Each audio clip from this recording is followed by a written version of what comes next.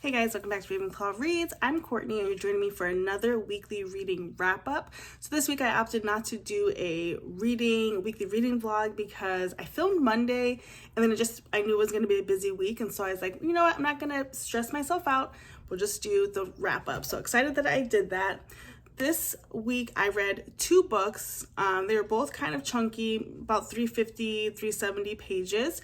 And then I have a book haul for you guys. So let's get started with what I read this week.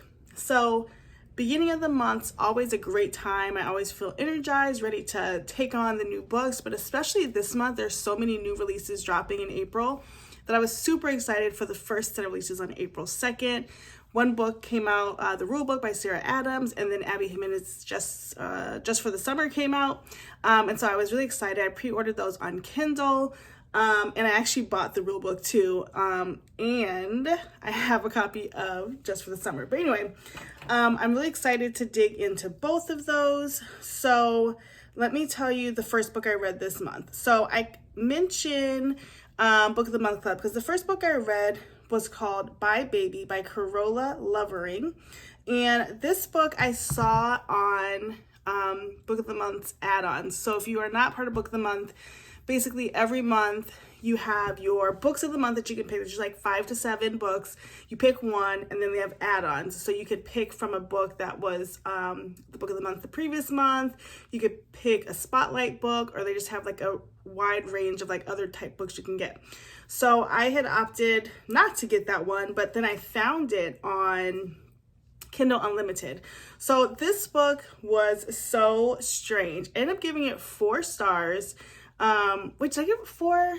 Yes, I did. But as I was explaining it to my daughter, I was like, maybe I was being too generous. I did read it at night. I finished it up kind of tiredly, but I finished it. But this book follows our 2 best friends who have met somewhere like around middle school. And our main character comes from a somewhat troubled household. Our main character's name is Billy. And when I say troubled, I mean like highly troubled, like trigger warnings to come. And then her best friend is Cassie. Now they're very different, but they go to the same sort of high school. So Cassie is well off. Her parents seem adoring and loving to Billy, but Cassie is bothered by her mom. And Billy comes from a little more chaos. It seems that she does not have as much money, and her mother has early onset dementia. Her mother also has a skeezy boyfriend that turns to be her husband. And so that's our like foundation for their friendship. And as we start the novel, we find that Billy and Cassie have drifted, but Billy is really wanting to reconnect, and doesn't know why Cassie's pulling apart. Cassie has sort of moved on and is like gently, barely tolerating Billy. She grants Billy the opportunity to have a drink with her one night. And Billy feels satiated by that because she at least got some FaceTime with Cassie. But Cassie is a big time influencer and her whole life is on the internet. And so Billy can see all the things that she's doing and all the things that she's not a part of. And so as we're going through this story, we're not only in the present day thinking about their friendship now and how Cassie feels about Billy, as well as Cassie's new friends, how they feel about Billy. But we're also trying to uncover a secret that has happened and what keeps Billy and Cassie connected. And this secret is like, it blew my mind. I did not expect that secret.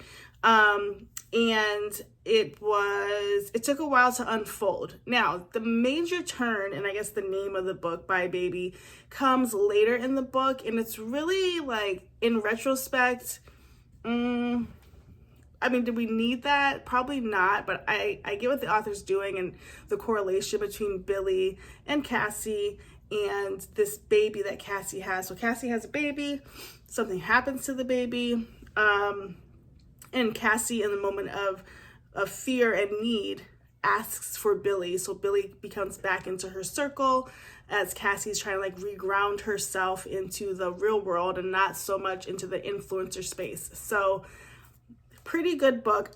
Now that I say it, I mean, it's between like a 3 and a 4 for me. I haven't changed anything on Goodreads. I definitely recommend this book. I think that it is intriguing. It's 344 pages, so a good sized book. It came out March 5th. It's intriguing. It is suspenseful, and just not something I would normally read, but glad I did.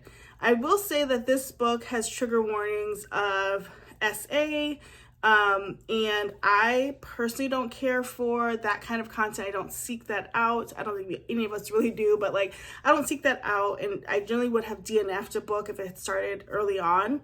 But it started later in the story, and so I was kind of already invested, but I really did not like that part at all. It made me very uncomfortable. So just know that going into it, but overall a really good book. So that was the first book that I read. That took me a while, honestly. And then I read something a little bit lighter, which was great. I ended up reading The Rule Book by Sarah Adams. I have this book on the Kindle and a physical copy. So like I said, I pre-ordered this book maybe 2 weeks ago to come out on the Kindle, and I was definitely reading it on the Kindle. I had no issue with it until I did. I was about 33 pages in, and I just could not like lock in. So I went to Barnes yesterday to do some browsing. I went to do some damage, and I just picked up the physical copy. It's got a cute cover, and why not? So I picked it up, and glad that I did, because I was able to get through it a lot faster. I picked up the physical copy yesterday. I started reading the book on Thursday, but I had a huge in-person event on Thursday, so I was super exhausted. So I read 33 pages, then continued yesterday till about 100 pages, and then today finished it. This book has 350-ish pages in it, and I'm giving this book a 3.5 or 3.75. I have a 4 on my Goodreads right now because I usually always bump it up. I don't have the intention of like ruining any author on Goodreads. Like, people put their hard work into these books, and so like I'm not trying to tear people down. But here's the thing. As I reflect, because I find Sarah Adams to be like an auto-buy author for me, but as I reflect, all the books that I read of hers have been mid. And I don't know why she's auto-buy for me, but she is. And I think we didn't have a lot of things drop in January or December, or February or March, and so I feel like this is like the first real push of a bunch of books. So maybe I was just excited, but this book follows Nora and Derek. Nora is a up-and-coming sports agent, and she is given the chance to represent Derek. Derek is a football player he just recently had an injury, and he's trying to like start his career. And she's paired with him, but the issue is that they used to date in college, and it didn't end well. She broke up with him kind of out of the blue, didn't tell him why or anything, and so he has some resentment towards her. When she approaches him about being his agent, originally he says no, and that she would have to, it's just not going to work, but then he decided that she could be his agent, but he decides in his like self-talk that he's going to sort of make this really hard for her so that she wants to quit. It's a romance novel, and it's the most basic of romance novels. When you think about like the plot line in the romance, the only thing missing is the third act breakup, which I appreciate. The communication was pretty good throughout this book. There was no like huge misunderstandings, but some of the main tropes in this would be fake dating, forced proximity, fake marriage. And so like when you have all of those, I think in a romance novel, it's very clear like what the outcome's going to be. So whatever you're thinking in your head, if you're a romance reader, that's what happened in this book. So it was a nice read after Bye Baby, but like it was just okay. Like it wasn't like absolutely can't put down. It was just like, I knew I needed to make this video to wrap up. I needed more than one book for the week, so I was like powering through. But it was just okay. So I think if you're a Sarah Adams fan, you kind of know how she writes. Go for it. It kind of starts off a bit slow, and then it has like a peak, and then it starts going slow again. So just know that going in. And there's no trigger warnings on that one. So those are the 2 books that I read this week, and I think they were really good picks. It's a great way to start April. I've already read 3 books this month, so I feel good about that. And let me show you the books that I have to haul. Okay, so the first books I got were earlier in the week from the library. I had a couple books on hold, and like shout outs to my library. I think I said this before, that the town I live in is kind of small, and so we don't always get the best and latest, but somebody's on the grind at the library right now. So I picked up The Canadian Boyfriend. I've been on the wait list for this for a while. It is a hockey romance. I don't know how I feel about it because honestly, I don't love hockey romances, but I did put this on my hold list weeks ago when I was looking for a book to read.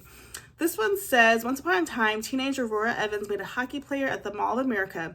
He was from Canada, and soon he was the perfect fake boyfriend, a get-out-of-jail-free card for all kinds of sticky situations. I can't go to the prom. I'm going to be visiting my boyfriend in Canada. He was just what she needed to cover her social awkwardness. He never had to know. It wasn't like she was ever going to see him again. Years later, Aurora is teaching kids dance classes and battling panic and eating disorders. Souvenirs from her failed ballet career, when pro hockey player Mike Martin walks in with his daughter. Mike's honesty about his struggles with widowhood helps Aurora confront some of her own demons, and the two forge an unlikely friendship. There's just one problem. Mike is the boy she spent years pretending was her Canadian boyfriend. The longer she keeps her secret, the more she knows it will shatter the trust between them. But to have the life she wants, she needs to tackle the most important thing of all, believing in herself. So I feel like it is romance, but maybe just a little bit deeper. So we will see. I'm not in a rush to read this, honestly, because now I have so many good choices that this might just go back untouched, and I'm okay with that. The next book, I think I'm the first person to check this book out because I was like immediately on the wait list, is The Good, the Bad, and the Aunties. I'm actually going to start this next because although I do have quite, well, how many is this? 5 books over here to show you guys that I purchased. I like to get the library books done so I can get them back to other people. Obviously, just came out in March. And this is part of the like Dial A for Aunties series. And then, so in this one it says, after an ultra-romantic honeymoon across Europe, Medi Chan and her husband Nathan have landed in Jakarta to spend Chinese New Year with her entire extended family. Chinese New Year, already the biggest celebration of the lunar calendar, gets even more festive when a former beau of second aunts shows up at the Chan residence bearing extravagant gifts. He's determined to rekindle his romance with second aunt, and the gifts are his way of announcing his courtship. His grand gesture goes awry, however, when it's discovered that not all the gifts were meant for second aunt, and the Chan's one particular gift was intended for a business rival to cement their alliances. It was included by accident. Of course, the aunties agreed that it's only right to return the gift. After all, anyone would forgive an honest mistake, right? But what should have been a simple retrieval turns disastrous, and suddenly Medi and the aunties are helpless pawns in a decades-long war between Jakarta's most powerful business factions. The fighting turns personal, however, when Nathan and the aunties are endangered, and it's up to Medi to come up with a plan to save them all. Determined to rescue her loved ones, Medi embarks on an impossible mission, but with the aunties by her side, nothing is truly impossible. So we have that book that I want to get into. These books are pretty good. I mean, I'm still invested in the series. I've read them all. They're not too long. They're under 300 pages. It will probably be like a 3.5 or 4-star book. I know this already, but that's okay. I'm coming into it that way. All right, so then yesterday, like I said, I went to Barnes & Noble and picked up a few books. I really was just browsing, but I wanted to like buy things. Like I definitely was going in to buy. So I did purchase the rule book, as I mentioned. And then I purchased this book, The Only Game in Town. This book sounded so cute to me. This is by Lacey Walden. I've never heard of this book, but it was sitting out in the romance section. I thought it was really cute. So this book reminds me of like inheritance games, but add romance, like actual romance.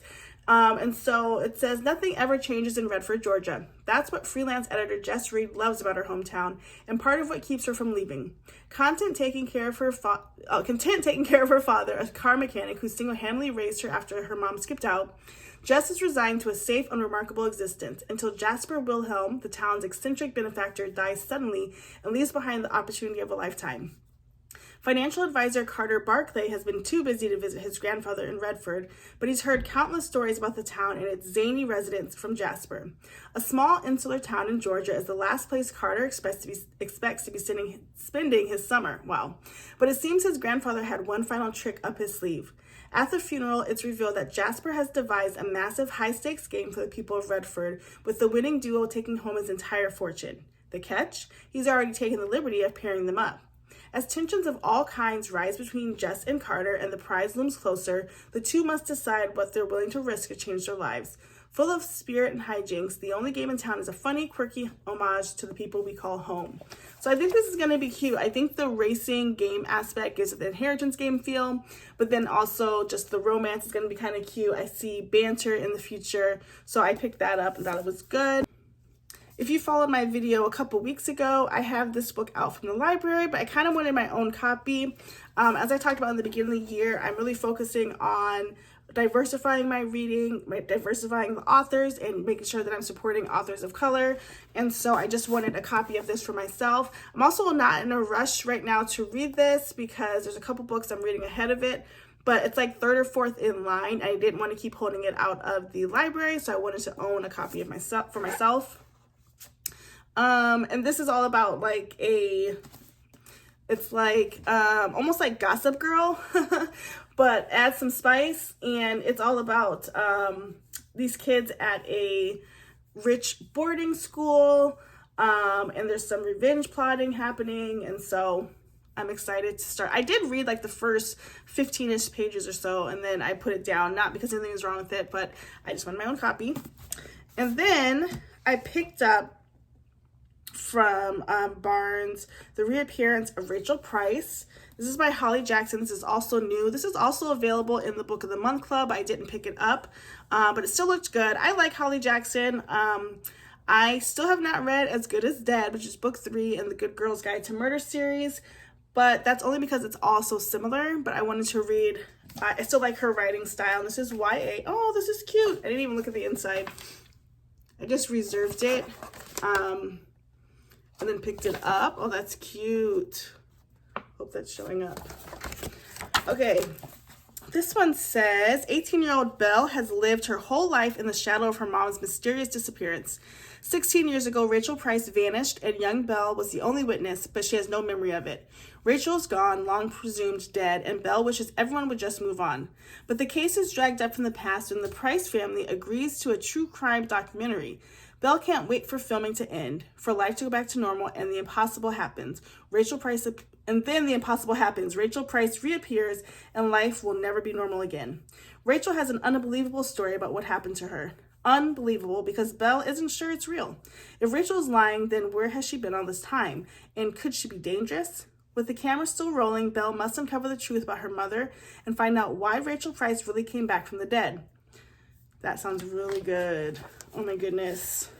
Yes. So I'm excited about this one as well as Ace of Spades. So I think I'm going to read The Good, the Bad, the Aunties, then Ace of Spades, then this one. I'm really amped about that one. That sounds good. They both do. Okay, and then the last books that I have are from Book of the Month Club. I did pick up 2 this month. One is the Abby Jimenez book, and another one was one I hadn't heard of before. So this is Abby Jimenez. It's just for the summer. I love Abby Jimenez. I'm not in a rush to read this. I know it'll be here. But now I do have a physical copy and a copy on my Kindle. The only thing that bummed me out was that when I did go to Barnes & Noble yesterday, I did see this book and it's in paperback. And the pages are perfect. It's like floppy. It's everything. So this book says, when it comes to love, Emma is cursed. Every guy she dates finds his true love after they break up. But it turns out she's not the only one afflicted with this condition. His name is Justin, and his Reddit thread about being love's good luck charm has gone viral. Now the two have come up with an ingenious plan. If they date each other, their curses will cancel out and they'll go on to find their soulmate. Only Justin wasn't supposed to be so unbelievably cute and hilarious. But when Emma's toxic mother shows up and Justin has to assume guardianship of his 3 siblings, they're suddenly navigating a lot more than they expected, including catching real feelings. Has fate finally brought the perfect pair together? Or will their cure be way more hazardous than the curse itself? So that sounds really cute. And what I like about Abby Jimenez's book is she does add some element of maybe somebody has a disability or there's like family things going on, and I appreciate that diverse perspective. And she's here in Minnesota, so that's great. And then the last book that I have is How to End a Love Story. This is by Yulin Kwong. This just looked really good to me when I saw it. I mean, I did judge a book by its cover. It's pink, and I love pink. It says, Helen Zhang hasn't seen Grant Shepard once in the 13 years since the tragic accident that bound their lives together forever. Now a best-selling author, Helen pours everything into her career. She's even scored a coveted spot in the writer's room of the TV adaptation of her young adult novels, and if she can hide her imposter syndrome, surely the rest of her life will fall into place too. LA is the fresh start she needs. After all, no one knows her there, except Grant has done everything in his power to move on from the past, including building a life across the country. And while the panic attacks have never quite gone away, he's well liked around town as a screenwriter. He knows he shouldn't have taken the job on Helen's show, but it will open doors to developing his own projects that he just can't pass up. Grant's exactly as Helen remembers him, charming, popular, and lovable in ways that she's never been. And Helen's exactly as Grant remembers too, brilliant, beautiful, closed off. But working together is messy and electrifying, and Helen's parents, who have never forgiven Grant, have no idea he's in the picture at all. Okay, that sounds good. It sounds a little bit more than just a romance, so that is really great.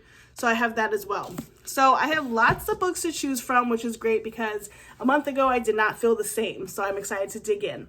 But that is my weekly wrap up. Love the books that I read this week, as well as the books that I purchased. Comment down below if you read any of the books that I read this week, if you're reading the rule book or just for the summer. Tell me what you think about them. Don't forget to comment, like, and subscribe. Check out my video that I posted on Friday. It's a little different than my normal content because I got an Aura ring and I wanted to just like share that unboxing. But other than that, we'll see you in the next video. Bye, guys.